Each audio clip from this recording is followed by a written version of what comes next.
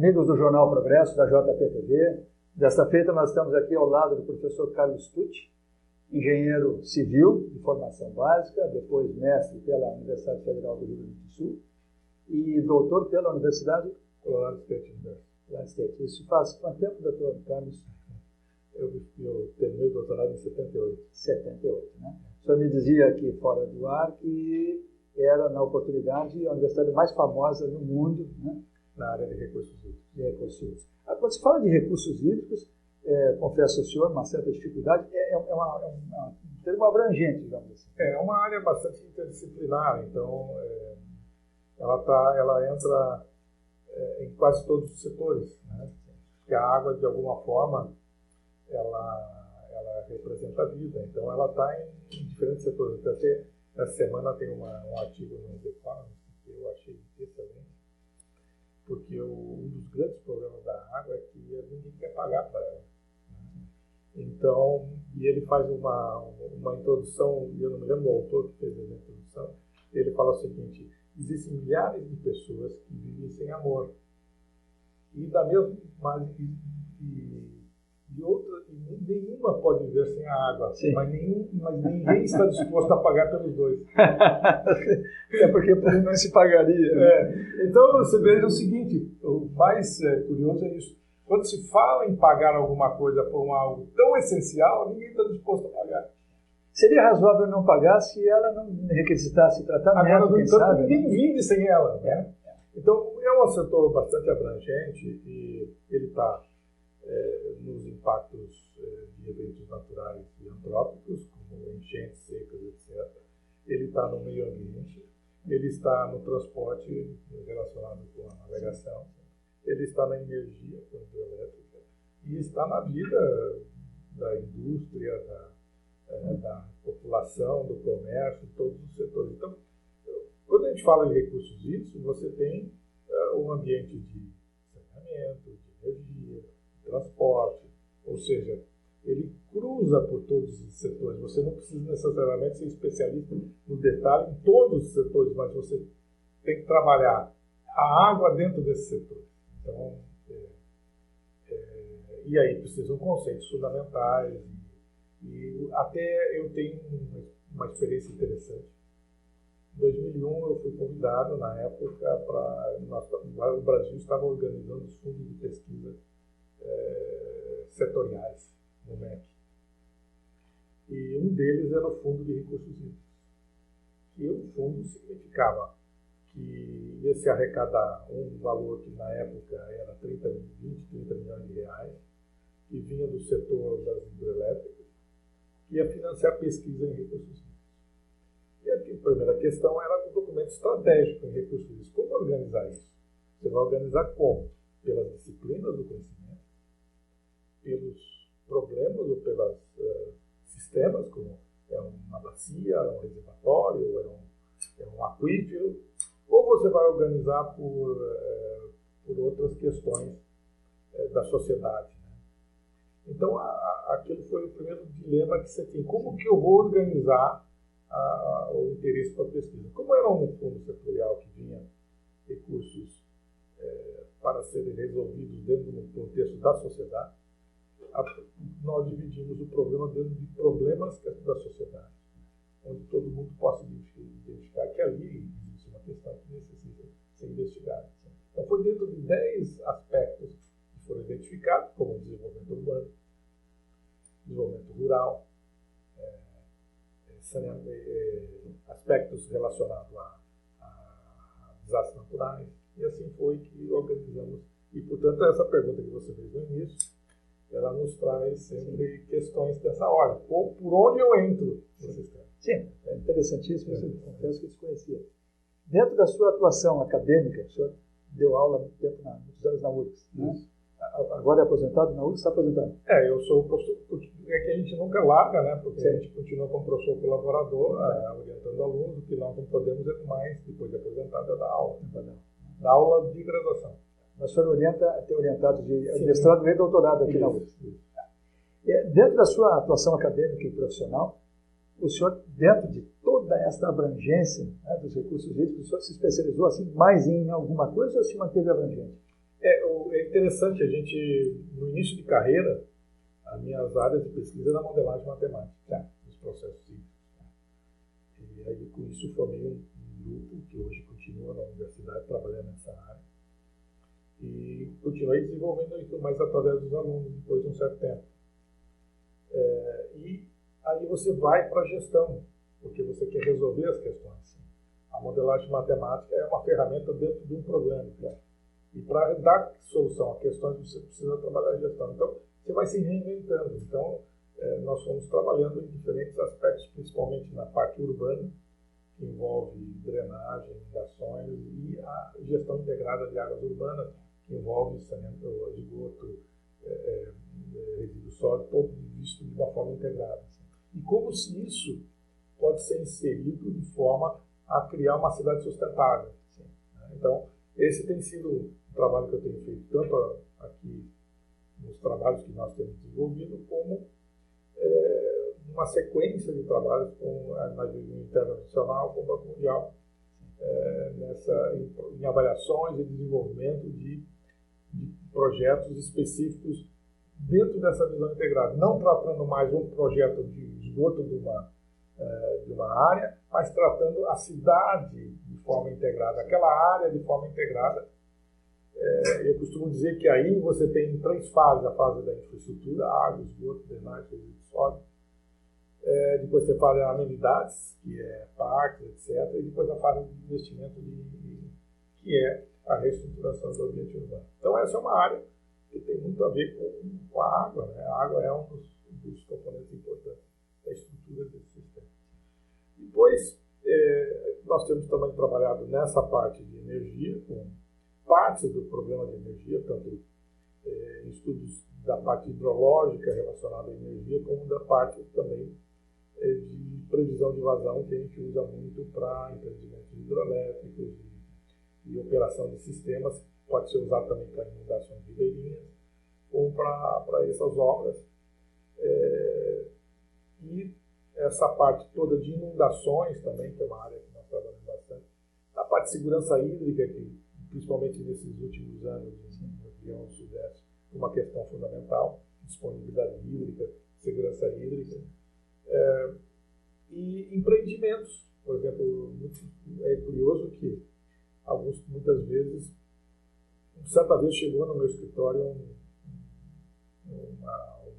uma pessoa que queria me contratar para um trabalho, que ele dizia o seguinte: olha, eu não preciso de projetista, eu preciso de uma pessoa que consiga conversar com o meu planejador urbano da área, que é uma área de 400 hectares, mais ou menos mais de R$1 milhão de investimento, numa praia de Santa Catarina.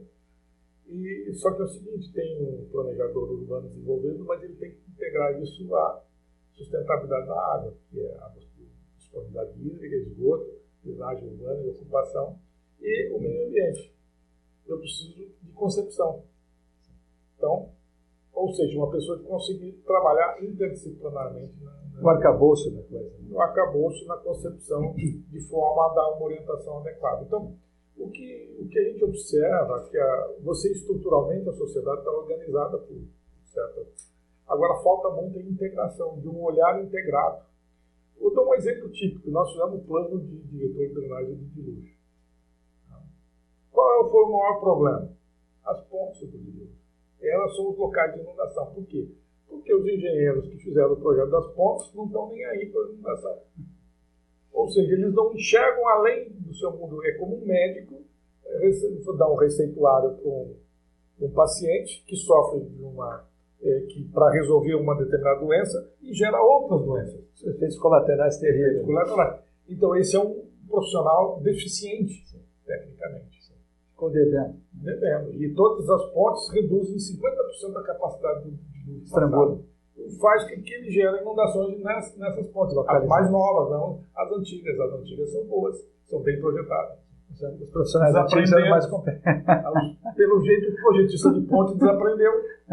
Não sabe que passa um rio debaixo, ou faltaram as aulas vindo no rio. Pois é. Agora, dentro dessa característica, eu perguntaria ao senhor, nós falamos também brevemente sobre a questão de ocupação, né, do que é mais fácil, do que é mais barato. Agora, no mundo inteiro, as cidades nasceram nas beiras de rio, né? Porque o homem precisa de água, e a humanidade toda foi errando. Nós tivemos grandes pragas. Mas veja, em 3.200 anos atrás. Não, sim, mas eu chego lá, mas nós tivemos mesmo na Europa a peste negra, quer dizer, com transmissão. Mas a peste negra foi uma questão de saneamento. Isso, exatamente. Morreu 1/3 da população da Europa. Dramática, né? Criou questões novas do feudalismo, mas aquilo ocorreu fundamentalmente por grandes expansões do solo, contaminação, porque o esgoto corria pelas ruas, né? Períodos de anos de temperatura muito ruins, que faziam com que proliferava mais rápido a transmissão de doenças.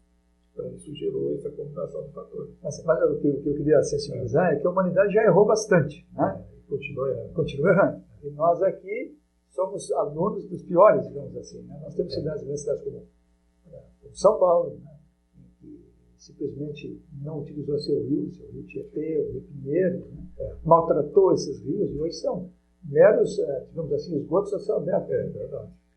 E saindo das metrópoles e desses erros todos, chegamos na nossa querida Montenegro, na região do Vale do Caí, que é o que nos traz aqui particularmente, para conversar um pouquinho com o professor Tucci a respeito do Vale do Caí e, essencialmente, a respeito de 4 municípios, que são Montenegro, de Jusante para Montante, Montenegro, Parecinovo, São Sebastião do Caí e Harmonia, que convivem com inundações há muitos anos. Quer dizer, mesmo antes do jornal Progresso existir, que foi fundado em 1901, há enchentes, inundações reportadas no século XIX.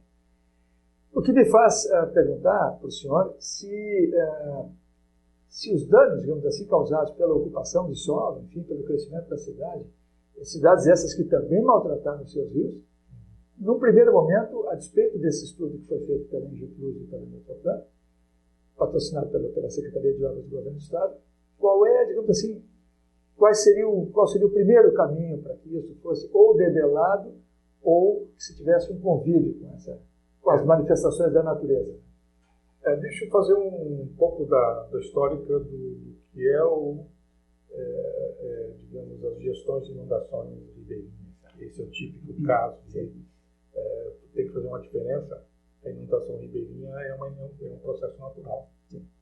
Diferente do processo na drenagem urbana, que é devido à impermeabilização do solo. Certo. Ela aumenta a vazão. Não é o caso dessas no rio Caí, pode ser nas drenagens internas, mas no rio Caí é a inundação ribeirinha, que é um processo natural. Perfeito. A melhor técnica de controle da ocupação, de controle de impacto da inundação ribeirinha, é fundamentalmente não ocupar a área de risco.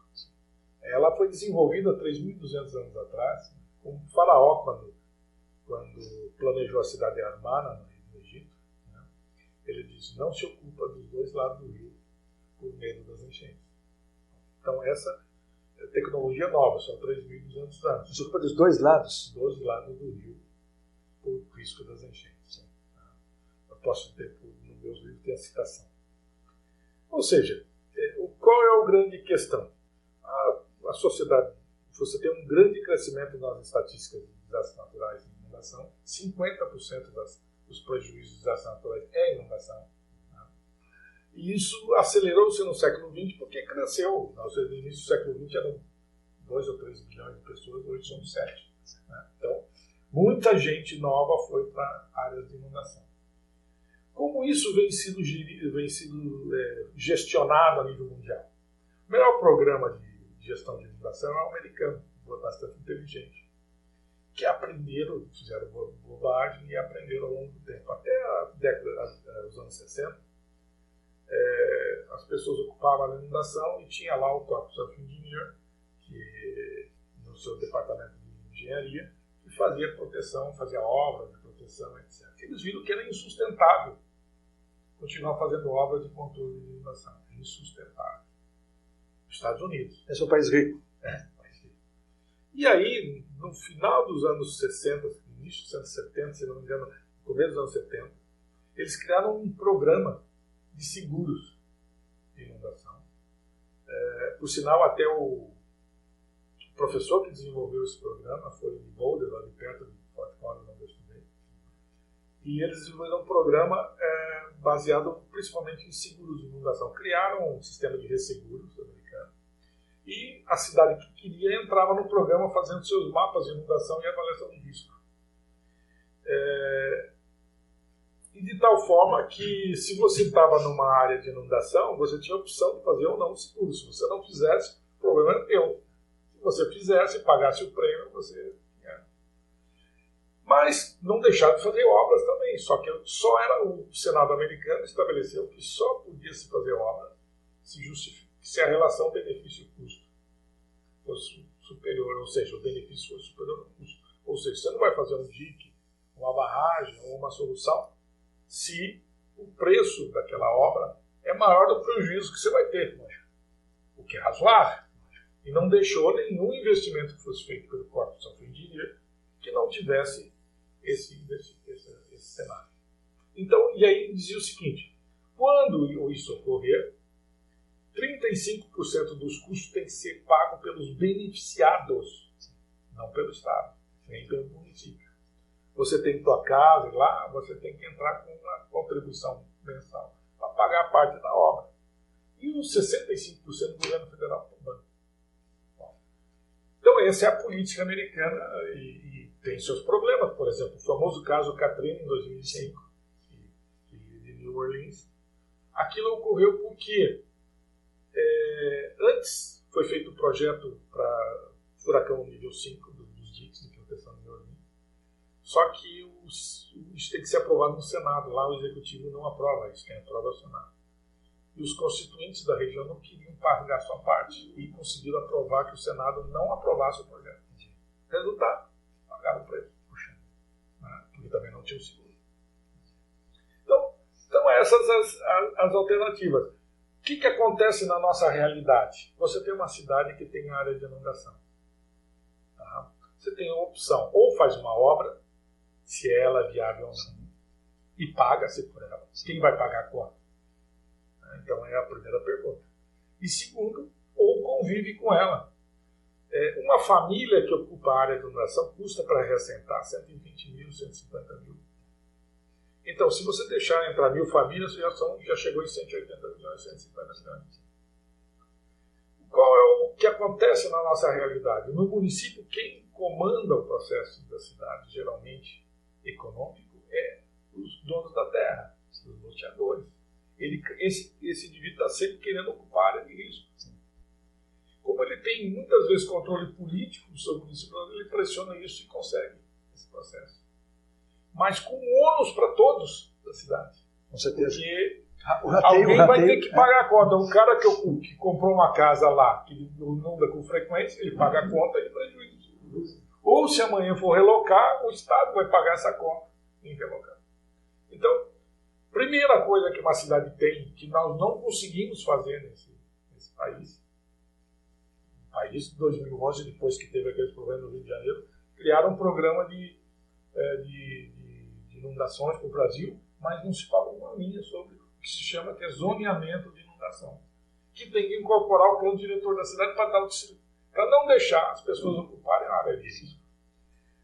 De tal forma, eu conheço a única cidade do Brasil que eu conheço que tem isso implantado no seu plano diretor, é Estrela, porque nós fizemos isso em 1979.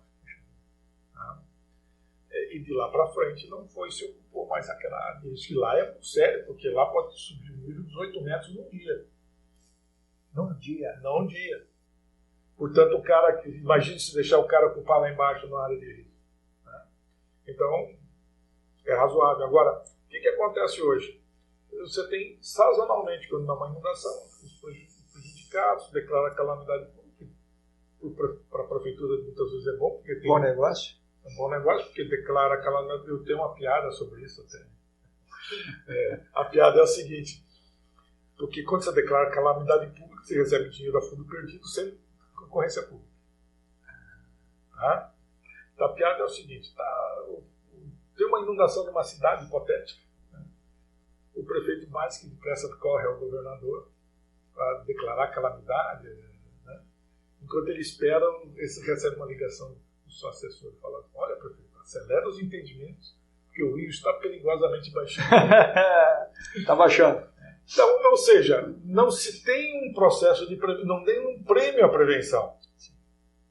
E a cidade Pelo não contrário, tem. é um prêmio para a imprudência. Para a imprudência. Porque Para você a sabe que vai imprevidência. receber dinheiro ali na frente. Então, aquela população pobre que ocupa a área de risco é uma massa de manobras. Sem contar a exploração demagógica. Né? Evidentemente, num momento como esse, os políticos todos saem em socorro. E aí vem aquele... Porque muitas vezes o dono da terra, que comprou uma terra barata na área de risco, porque era barata, né? Aí ele pressiona para provar loteamentos naquela área. Isso é um desastre que nós temos. E esse é um processo contínuo que está ocorrendo aqui em todo o Vale dos Sinos do Gravataí. Está ocorrendo esse tipo de processo. Aí vão lá, temos que fazer um dique de proteção.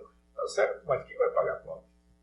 Nós temos agora, mais recentemente, alguns mecanismos de alerta, né? Alguma instrumentação e tal. Mas eu fico me perguntando o seguinte, morador que sou do Vale do Caí, o pessoal às vezes diz assim, olha, o rio subiu 10 metros, 11 metros, as previsões que são feitas, a própria CPRM as divulga, né? Mas a indagação que eu tenho é a seguinte, você não acha? É uma pergunta aqui bem técnica, embora talvez isso não seja veiculado normalmente. Sim. Não seria interessante que as cidades, não só uma régua na beira do rio, mas não seria interessante ter alguns pontos de referência na cidade?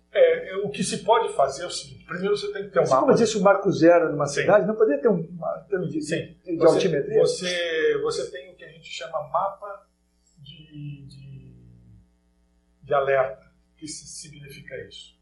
Nós chegamos a fazer isso muitos anos atrás em Blumenau, que é o seguinte, você tem em cada esquina do mapa da cidade, perfeito, a cota que inunda lá referenciada ao zero da régua. Então existe isso. Existe. Em Blumenau tem isso. Foi feito, não sei se está sendo usado, né?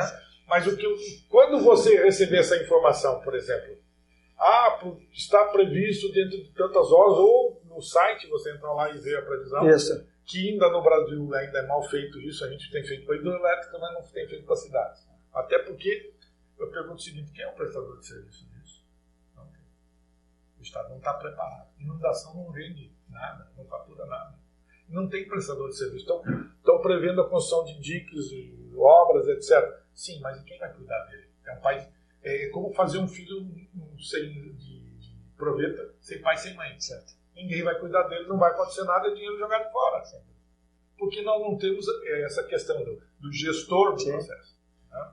Então, para você fazer previsão e alerta, hoje tem previsão e alerta do tempo, mas não do nível de invasão que vai chegar num determinado lugar. Tem uma ou outra instituição que usa ainda metodologias precárias, né?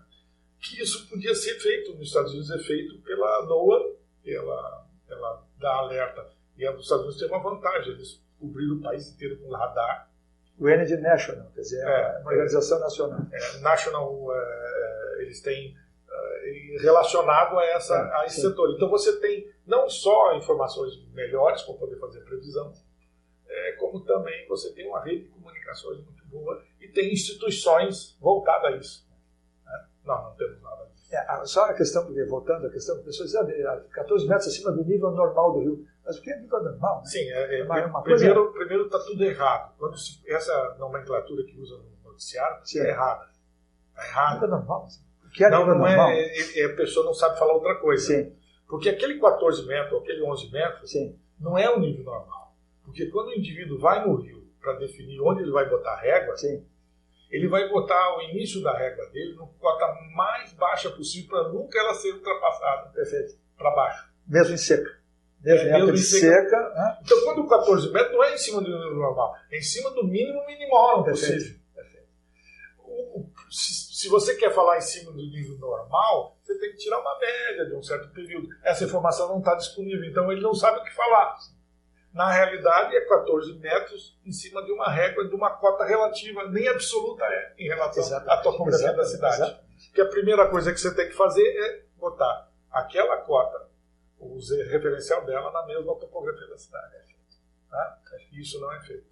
Que o Blumenau fez em várias esquinas. Sim, fez em várias esquinas. Quer dizer, se disser 10 metros, o sujeito sabe, 10 metros vai bater aqui. Exatamente. Na cheia de 83, logo depois da cheia de 83, nós chegamos a fazer esses mapas para algumas cidades aqui do Vale do Uruguai, que nem usaram essa informação. Isso eu presumo, professor, que isso não seria nem muito caro, né? Não é caro, é barato de você fazer um mapeamento de inundação, não é nada absurdo. Com a instrumentação disponível hoje, eu acho que ficou até fácil. Aí você pode fazer um mapa preliminar, depois aprimorar ele com metodologias mais aprimoradas. Nós fizemos isso para 4 ou 5 cidades do Uruguai, depois na década de 80 para as cidades da Vale do Itajaí, mas o que a gente via é que a cidade não estava interessada nisso. A maioria das cidades não estava interessada. Com poucas as cidades, como o caso com Estrela, depois o União deve ter por União, que se interessaram com esse problema. Passou a inundação, ninguém mais está interessado. Até a próxima. Até a próxima. Até a próxima. Isso mostra a fragilidade da gestão do espaço urbano da cidade. Professor, eu queria tocar num 2, 3 pontos ainda, a respeito, praticamente, da eclusa que o Rio Caí já teve, né? Foi uma das primeiras aqui da América Latina, pelo menos isso que reza a lenda, né? Inclusa onde? É a eclusa do Rio Branco, bem pertinho, né? Isso, na época de Getúlio Vargas. Eu acho que era interventor aqui, ainda era governador do estado. Né? É uma eclusa que... Eu sou velho, mas nem tanto. Mas depois isso subiu, caiu no esquecimento, e o rio era navegável até São Sebastião do Caí. Né? Fugindo um pouquinho assim da circunstância, até porque a pessoa não conhece muito de perto, mas a nossa, digamos assim, o nosso potencial de rios, ele é bem utilizado para navegação ou nós deixamos muito a desejar? Eu acho que a navegação ela é extremamente dependente do recurso federal. Por quê? Porque ela precisa de uma infraestrutura cara. E segundo, ela precisa ser extensa para ser viável e competitiva com o ônibus e com o caminhão. Por exemplo, essas vias aqui do Taquari, elas são mais ou menos viáveis, mas no Jacuí nem tanto. E no Jacuí tem 3 barragens de navegação, que mal passa 1 ou 2 barcos por cada 2 meses. Né? Pelo menos no passado, hoje eu não sei. Mas a mais viável parece ser a do Taquari. Porque, voltando um pouquinho sobre o Egito, lá dos 3.200 anos atrás, eles têm uma represa em Assuã brutal, né? Sim. Uma represa enorme, né? Construída acho que foi pelo Gamal Abdel Nasser ainda, né? Na época dele, acho que teve apoio dos russos, coisa e tal, mas a pergunta, a provocação que eu tenho comigo mesmo é a seguinte: até que ponto, professor, as intervenções humanas em engenharia, até que ponto elas conflitam? Conflito é natural com os ecologistas, o pessoal chia muito, mas até que ponto a gente, como o senhor é um especialista na área internacional, como é que o senhor imagina as intervenções são legítimas? A gente pode defendê-las como profissionais de engenharia ou a gente deveria fugir disso e aceitar a natureza? Eu acho que nenhum extremo é saudável. Né? Nem ser extremo de você intervir em tudo, como se fazia no passado, sem nenhum respeito pelo meio ambiente, nem querer voltar à tanga, né? Quer dizer, sem fazer nada. Então, existem limites. Esse aqui é o âmago do desenvolvimento sustentável, fazer intervenções dentro de uma sustentabilidade.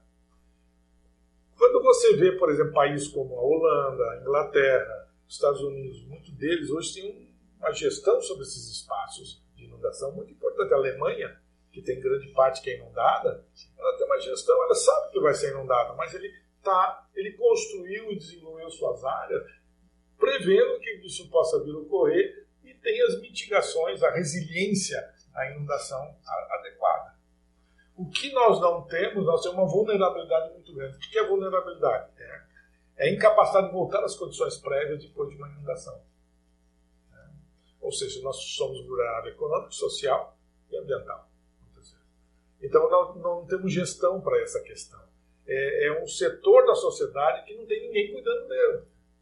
Então, o país é acéfalo numa gestão nessas questões. De vez em quando vem e faz uma obra, muitas vezes porque um dirigente público está interessado, tal, morreu ali, continua tudo igual. Não há um programa de longo prazo para o setor em que você dê sustentabilidade e reduza os prejuízos. O programa americano ele tem que apresentar para o Senado, todo ano, qual foi o investimento e qual foi o retorno do investimento, se foi produtivo ou não economicamente ao longo do tempo. Então, você tem uma responsabilidade pública nessas questões. Como é um setor de impacto, não de arrecadação, ele está sempre acéfalo. E se os outros já estão acéfalos, né? Imagine isso. Então, nós temos uma sociedade desorganizada nesse setor. Agora, voltando a essa questão dessas cidades, não quer dizer que você não possa ocupar nenhuma dessas áreas. Mas você tem que medir o risco de onde você está ocupando. Por exemplo, se eu tenho um local que eu estou ocupando, que inunda a cada 2, 3 anos, é como se eu tivesse construído uma casa nova a cada 10. Porque o risco de a água chegar no topo dela e destruir ela é muito grande. E eu não vou construir uma casa onde a cada 10, 15 anos eu tenho que construir uma nova. Então, esse é um lugar preparado para outros usos. Como, por exemplo, você transformar num parque, ou transformar em áreas de agricultura. Ou seja, você faz uma adaptação. Conviver com a inundação é buscar usos apropriados. Você não vai fazer uma estação de tratamento de água ou de esgoto numa área de inundação. Você não vai fazer uma escola na área de inundação. Um hospital numa área de inundação. Isso é zoneamento. É estabelecer regras de ocupação adequadas para tornar a cidade mais resiliente. Se você deixar, não fizer nada, o teu ônus é muito grande. Dou um exemplo. O aeroporto de Guarulhos não foi feita a terceira pista por causa das invasões. Veja o custo que é você relocar. E relocar uma pessoa de área de inundação é a mesma coisa. Sim. Então, Assunção, por exemplo, tem 150 mil pessoas na área de risco de inundação. Quando der, sai todo mundo correndo. Perto de Buenos Aires também, na região de La Plata, também tem mais de 100 mil pessoas nas áreas de risco. Professor, quando a gente pega grandes cursos d'água no mundo, pega, por exemplo, o Rio Danúbio, né? Na região da fronteira da Áustria com a Alemanha, em Passau, o senhor pega o Elba, né? Em Dresden. É visível que o nível do rio é alto. Né? Aliás, Elba, Dresden sofreu uma inundação. Sim, mas é normal. Mas a pergunta que eu lhe faria é a seguinte: o senhor não vê essa respiração da lâmina d'água, da superfície da água? Ela não baixa 10 metros como aqui, 5 metros. Parece que o rio está sempre prestes a extravasar. Não. Isso tudo é controle por barragens. Ele tem controle, provavelmente, em alguns trechos você tem controles com portas, né, que você Sim. controla esse processo. Sim. Mas, evidentemente, Paris, por exemplo, teve a grande cheia de 1910, que eles até comemoraram 100 anos recentemente, e agora, esse ano, ano passado, teve uma enchente não igual a 1910. Então, ocorre, Praga ficou 100 anos sem inundação. Aí, em 2002, 2003, deu 2 seguidas. Como aqui em Porto Alegre, faz tempo que não deu a de 41. Sim. Né? Sim. Isso é um processo natural.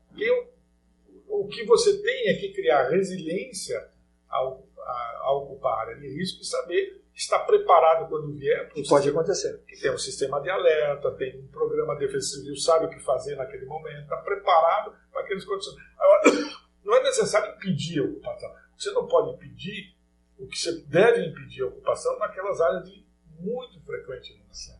Que aí você dá outros usos. Você preserva aquela ocupação. Para vocês terem uma ideia, na década de 90, eu tive o desafio de trabalhar num projeto que era a controle de inundação do Rio Iguaçu em Curitiba. E o Rio Iguaçu, a lógica seria, vamos aumentar a capacidade do Rio Iguaçu para a cheia passar lá. Mas era uma várzea grande que certamente ia ser invadida. O que nós fizemos naquela época?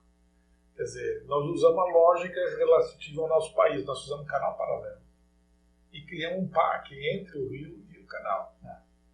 E, passados 20 anos, estava preservado. Só que os governos, tanto federal como estadual, não entenderam que aquele parque precisa ser implementado. Senão acaba, em algum momento do futuro, alguém loteando lá dentro. E eles não entenderam que a principal medida de controle de inundação era o parque. Por quê? Porque foi quase que um truque. É uma forma de você lidar com o problema. Porque aqui no Brasil, lei é para não ser cumprida. Uma vez eu comentando com um americano, perguntando, ele falando como é que funciona aqui. Não, a lei diz assim, assim, assado. Eu falei, e se não cumprir? Ele olhou para mim assim, não estou entendendo. Ele falou, não cumprir a lei. É inadmissível. É inadmissível. Não existe essa hipótese. Aqui não. O uso do solo hoje, o direito de propriedade vai até que alguém não invada. Né? Então, nós temos que gerenciar dentro desse cenário de complexo. Eu não quero abusar demais da sua boa vontade. Eu quero dizer àqueles que nos assistem que o professor Tucci antes mesmo de nós iniciarmos as gravações, é uma pessoa de, digamos assim, que eu conheci hoje, mas já tenho vontade de voltar a falar com ele, tal a identificação que tive com ele. Mas eu tenho uma última pergunta para lhe fazer, um pouquinho de conhecer um pouquinho mais pragmático em relação, particularmente a nosso Vale do Caí de novo. A Metroplan fez todo esse estudo, o levantamento, DIC, cortar rio e assim por diante. As obras em São Sebastião do Caí seriam de grande monta, né? As alterações estruturais. Né? Em Montenegro, um pouco mais modestas. Então, eu vou pegar o caso de Montenegro, porque, segundo o estudo, as obras em Montenegro não causariam danos a montante. Né? Quer dizer, pelo menos danos não sensíveis, talvez 5 centímetros, ou em determinadas condições, daquelas cheias de 100 anos, por exemplo. Pegando o caso de Montenegro em particular, a estimativa, isso tem 2 anos, isso teria que ser atualizado, evidentemente, mas eu vou preservar os números do estudo. Portanto, são comparáveis entre si. Né? Vamos manter a base, nós podemos conversar com a mesma base.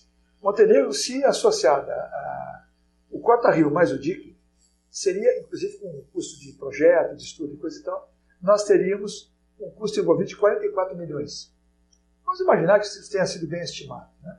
E que não seja como no Brasil, às vezes a gente estima a obra custa 3 vezes isso. Vamos imaginar que o custo fosse respeitado. Esse valor, ele não é um valor absurdo. Mas essa é a pergunta. Ele não é um valor absurdo, é um valor bastante razoável, se ele der resposta a essas questões que estão sendo colocadas. Agora, não adianta fazer obra se não fizer o zoneamento de inundação das áreas que você tem que saber onde pode ocupar. Não adianta continuar sem parar fazendo obra, daqui a pouco não está custando 40, mas está custando 500. Né? Então, é necessário fazer o conjunto de medidas, não estruturais, que é o zoneamento, programar onde ocupar e o que fazer naquela ocupação, criar resiliência, inundação, e fazer obras talvez como essa, que não são absurdamente caras, né? Que provavelmente, eu não sei se os benefícios são maiores que esses, mas não me parece um valor absurdo para controle de inundação. O normal de problema de inundação é que as obras sejam tão caras que nunca é paga pelo benefício gerado, porque muitas vezes atinge população de baixa renda e de baixo valor de propriedade. Né? O que também é complexo você avaliar essa questão econômica, porque também tem a questão social fundamental. Eu preciso complementar aqui dentro da pergunta, dizendo o seguinte, que o mesmo estudo, ele menciona que numa enchente daquelas de 100 anos, né, que ocorre de 100 anos, o prejuízo seria da faixa de 20 milhões. Né? Eu não sei se isso está superestimado, exatamente porque as aí está baixo o prejuízo, considerando que você vai gastar 40 para proteger 20. Pois quer dizer, considerando os números, né, parece até interessante, porque, claro, essas perdas não são, a de 20 milhões seria uma perda uma vez a cada 100 anos, mas só tem, as inundações têm ocorrido, às vezes até 2 por ano. Né? Mas os prejuízos de milhões por ano, digamos. O custo médio de inundação não se calcula por uma inundação. Você teria que calcular todas as inundações e é uma curva, é uma integral de uma curva. Tá. Então, o fato de custar 20 milhões de 100 anos, eu não sei se custaria 5 milhões a de 10, é outro, mas é uma integral disso aí. Certo. Integral de linha. Né? E aí você tem que comparar esse custo médio anual de enchente com os investimentos e os juros correspondentes, para ver se tem benefício maior que o custo. Se não tiver benefício, você pode até tomar uma decisão em função de questões sociais locais, mas isso é uma decisão política daquele que vai botar o dinheiro.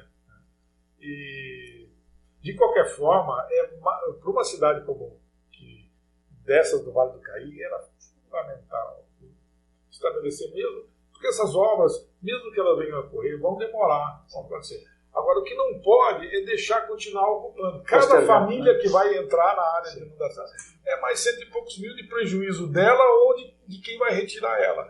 Então, é necessário que o município, isso é uma responsabilidade do município, incorpore no seu plano diretor o zoneamento de inundação e não permita a contínua entrada de pessoas, criando um passivo que daqui a pouco vai ficar muito alto. Sejam pessoas desassistidas ou loteamentos. E até para a própria informação da pessoa. Um loteador que não vai ficar lá, que não vai morar lá, ele vende um lote de frente e fundos para a água. Vende uma escritura no mar. Exatamente. Professor, muito obrigado. Olha, eu acho que aqueles que nos assistem tiveram uma oportunidade aí de saborear um pouquinho desse cabedal de conhecimento que é o professor Carlos Tucci, e do qual muitos nos orgulhamos, digo aqui como cidadão, porque nós temos, falamos um pouquinho sobre isso, um país em que há tanta carência de toda sorte, às vezes os medíocres nos lugares certos, né? Eles são as pessoas erradas nos lugares certos, e conversar com alguém da sua categoria foi um prazer aqui, foi muito mais do que um compromisso profissional. Obrigado. Eu agradeço a oportunidade e espero que tenha sido esclarecedor. Com certeza.